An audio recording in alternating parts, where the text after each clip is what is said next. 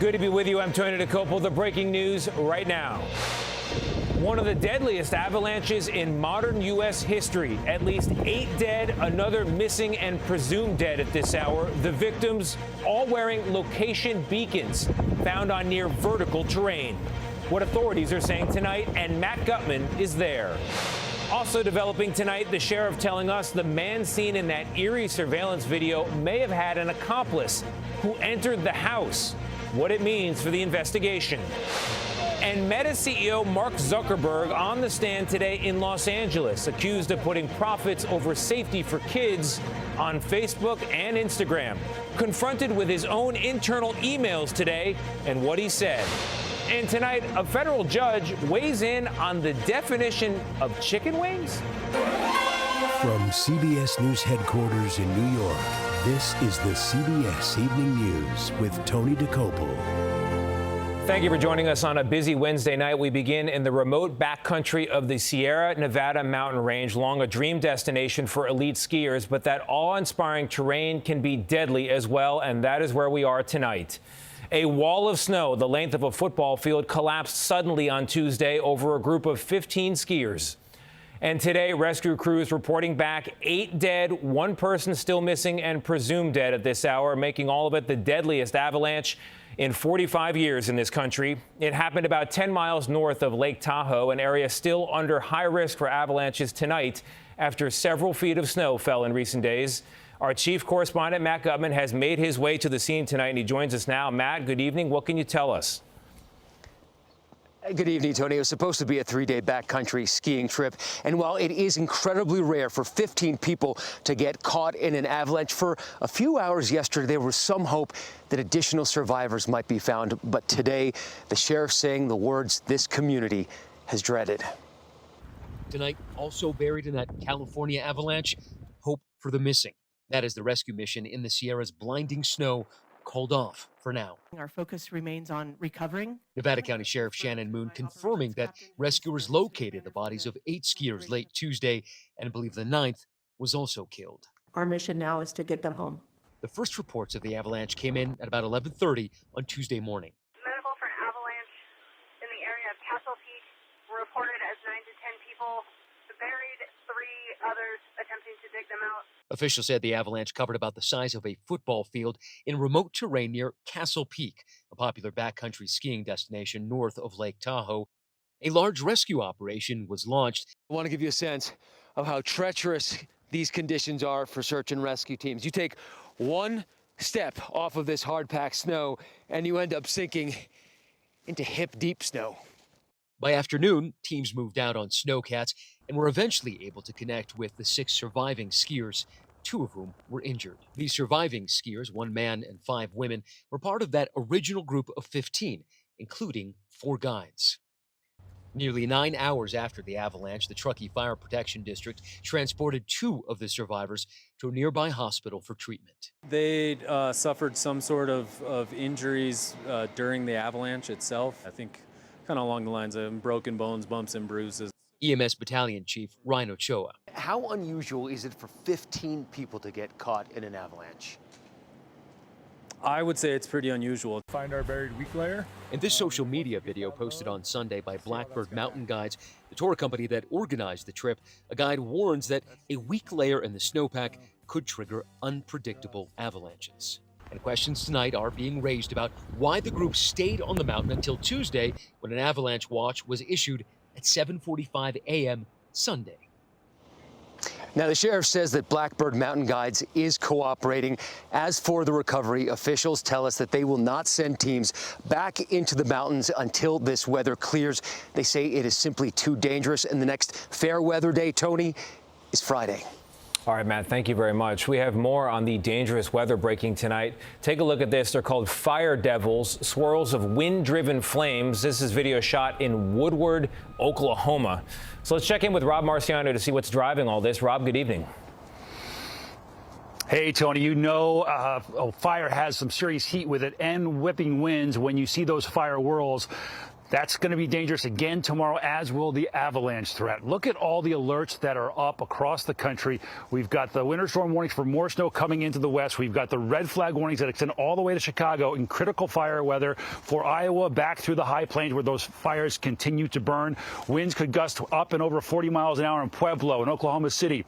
In Springfield, Missouri. That powerful wind, along with some record warmth, is going to trigger the potential for seeing some damaging storms during the day tomorrow. From Illinois through Indiana, Indianapolis included, Cincinnati as well. Could see some tornadoes there. It does drive to the east coast, the northeast on Friday for rain and some mountain snow. And that storm that's coming into the west tomorrow is going to be on the east coast already by Monday. You can see the snow threat is not over. A strong late winter jet powering all of this across the country.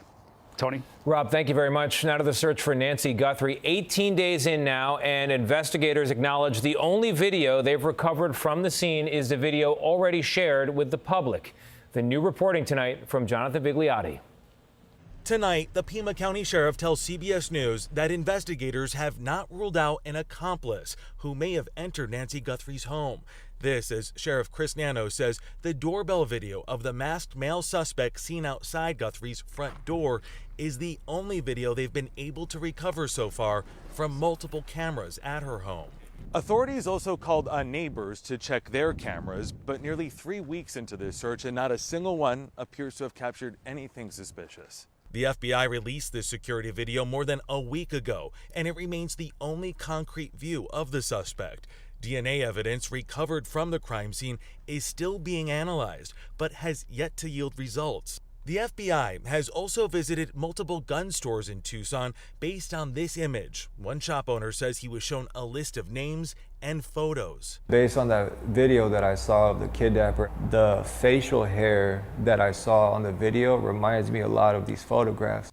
This as 88 Crime has increased its reward to $102,500 for information leading to an arrest in Guthrie's disappearance.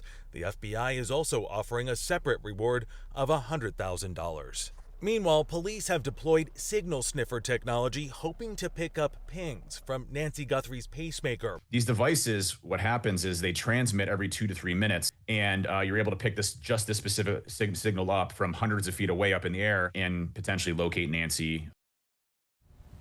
And investigators tonight trying to work with the private sector to recover video from the home, but so far, not a single new frame has been discovered. Meanwhile, the FBI calling on the public for help. Anyone with information is asked to call those numbers there on the screen, Tony. Yep, putting it up again tonight. Jonathan, thank you very much. We turn now to the Middle East and the breaking news tonight. A potential military strike on Iran could happen as soon as Saturday, according to top national security officials. President Trump has already positioned U.S. warships and fighter jets in the region as nuclear talks continue with Iran. Senior White House correspondent Ed O'Keefe has the latest. Ed, good evening. What are you hearing? Tony, sources tell CBS News the president hasn't yet made a final decision on whether to strike. Conversations about potential military action are described as fluid and ongoing as the White House weighs the political and military risks of escalation. The president has said he would consider strikes if Iran doesn't agree to curb its nuclear weapons program. The Pentagon is moving some personnel temporarily out of the Middle East region over the next 3 days. They're headed primarily to Europe or back here to the U.S. ahead of any potential action or counterattacks by Iran. All right, and Ed, you mentioned the military assets. What kind of assets are being sent there? Well, there are usually at least 30 to 40,000 U.S. troops in the region. There are at least 11 warships right now, including the USS Abraham Lincoln aircraft carrier in the region. A second carrier group led by the USS Gerald Ford, plus 3 other ships is en route. 50 U.S. aircraft flew into the region just today. One potential military target is Iran's ballistic missile sites. The Israelis have been raising concerns about the increased development of Iran's missile program since a late December meeting with President Trump. He told Israeli Prime Minister Benjamin Netanyahu at that meeting he would support Israeli strikes on Iran's ballistic missiles if a nuclear deal can't be reached. Tony? All right, Ed, thank you very much. We turned out of some trouble this morning aboard a Delta Airlines flight that took off and then had to turn around because of concern that a violent passenger would try to enter the cockpit. Here's senior transportation correspondent Chris Van Cleve. An early morning Delta flight from Houston to Atlanta turned chaotic just minutes after takeoff. The airline says this passenger allegedly became disruptive, and the pilots were concerned enough that he may try to access the locked flight deck door. They called for help. Roger, Delta 2537, emergency. For the emergency? Well, we had a passenger get up and try to access the cockpit. The flight crew reported one of the 85 passengers was assaulted by the man. Others rushed to help restrain him before he was led off with his hands zip-tied. Police were waiting at the gate. CBS News Houston affiliate KHOU captured video of the man being walked to a police car. His face is blurred because he has not been identified or charged with a crime. The plane's captain spoke to passengers after the incident. This is my first time having a breach of the cockpit event, so I don't know how long it's going to take for the FAA to decide everything's good and to let us go. So far this year, the FAA has received at least 126 reports of disruptive passengers, about 4 a day on average. Reports soared as travel resumed after the pandemic to nearly 6,000 in 2021. Last year saw more than 1,600 reports, about 40% higher than 2019. Houston police tell us the man was taken to a local hospital for evaluation. Disruptive passengers can face criminal charges, fines, and be banned from an airline for the rest of their lives. This flight took off about 90 minutes late, eventually landing safely in Atlanta. Tony. Chris, while we have you, some breaking news right now out of Newark Airport in New Jersey. Operations are on hold. What more can you tell us? A JetBlue flight to Palm Beach took off and encountered an engine issue shortly after it left Newark. The pilots elected to return. The plane landed safely, but they reported smoke in the cabin and opted to evacuate the airplane on a taxiway using emergency exit slides. The FAA and the Port Authority there have halted operations around the airport until that plane is off the taxiway and all those passengers are safely in the terminal. It's resulting in a lot of delays right now, Tony. All right, Chris, thank you very much. We turn now to Los Angeles and a big day in that landmark trial against the companies behind YouTube, Instagram, and Facebook. Mark Zuckerberg taking the stand to fight off allegations that Instagram was intentionally designed to be addictive, especially for teens. Senior business and tech correspondent Jolene Kent was there in the courtroom. Excuse us. Sorry. Tight-lipped and stone-faced Mark Zuckerberg arrived today at Los Angeles Superior Court to a crush of cameras. Inside, he was forced to defend his social media platforms, Instagram and Facebook, before a jury for the first time. The billionaire CEO of Meta faced intense questioning by an attorney representing a now 20-year-old woman known by her initials, KGM. She alleged that using social media from a young age caused her to become addicted and harmed her mental health. Under oath, Zuckerberg pushed back on internal emails showing the company knew children under 13 used its apps and that they prioritized keeping people engaged to increase profits. Today, outside court, families wanted to see Zuckerberg face to face. She died because they kept feeding her the content nonstop.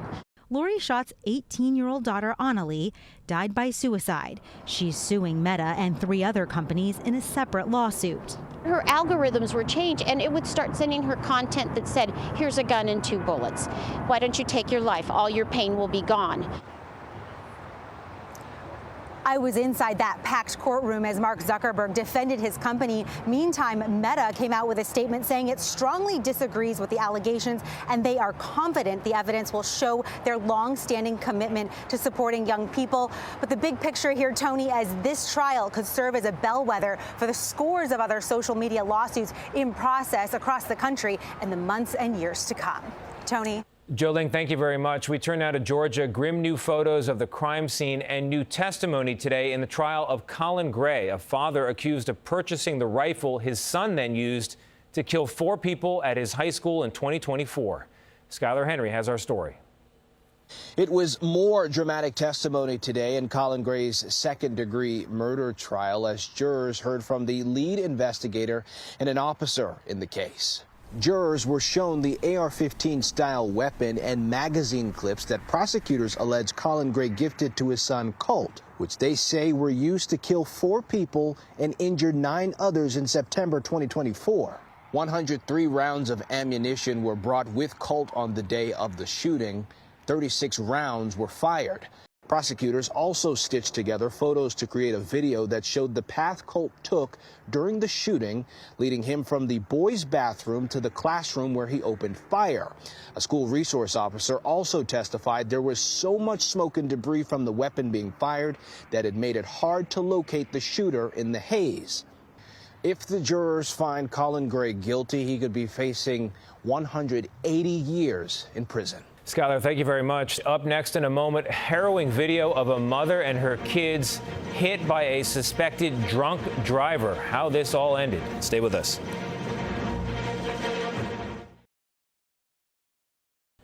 A very close call tonight for a mother and her two young children. They were outside a preschool in Freehold, New Jersey on Friday when a drunk driver plowed into them. Their injuries, we're told, are not life-threatening. You wonder how. The driver was arrested. And a late entry at the Olympics today, not chasing gold, just chasing skiers. A family dog got loose and joined a women's cross-country qualifier. He didn't win a medal, but he did cross the finish line and get some scratches behind the ear. Still ahead, only in America, a customer's complaint about boneless wings becomes a federal lawsuit, and the judge gets saucy. Next. This portion of the CBS Evening News is sponsored by Ashley, inspiring the love of home. We're back only in America with the latest chapter in our long and often laughable history of consumer lawsuits. You know the kind of thing I'm talking about here. There was the guy who sued Budweiser in '91 because the beer does not literally transport people to a paradise of beautiful women. Or more recently, the Florida woman a couple years back who argued that her Reese's peanut butter pumpkins lacked the jack-o'-lantern face on the packaging. She does have a point. But this week, a federal judge had more fun than usual with a case like this. A man in Illinois had sued Buffalo Wild Wings, claiming that his order of boneless chicken wings were not actually deboned wings, but were instead chicken breast assembled to look like a wing. Buffalo Wild Wings admitted it's true, posting, "Our boneless wings are all white meat chicken," adding, "The hamburgers contain no ham, and the buffalo wings are 0% buffalo." So, was this man deceived? Must a boneless chicken wing in a bar actually come from wing meat? The judge ruled, and he said no, it need not. In that 10-page ruling, he said the man's claim had, quote, "no meat on its bones," which is pretty funny for a judge. But look, if you find yourself tricked into thinking Captain Crunch is a real captain or Count Chocula a real count, I have some oceanfront property I'd like to sell you. It's in Arizona. The view is amazing. That's another day in America. I'm Tony DeCopel. For all of us here at CBS News, good night.